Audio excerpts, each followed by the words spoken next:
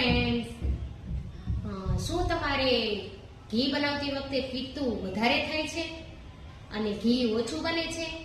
તો ઘી વધારે બને એ માટે મારી પાસે છે એક મેજિક મંત્ર.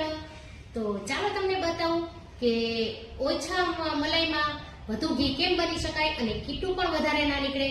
તો એના માટે મેં અહીંયા મલાઈ કાઢી લીધી છે.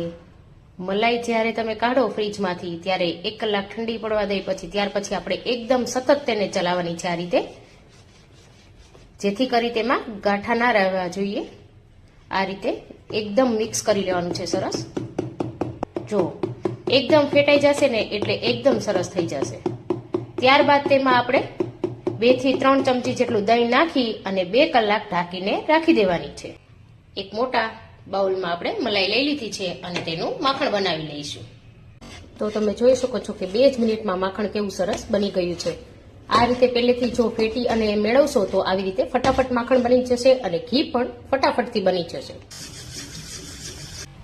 જુઓ તો તમે જોઈ શકો છો કે ઘી કેટલું એકદમ ક્લીન દેખાઈ રહ્યું છે અને ખાલી કીધું 1 ચમચી જેટલું થયું છે.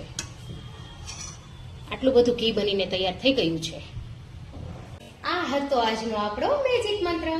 તો ફરી મળીશું નવા મેજિક મંત્ર સાથે.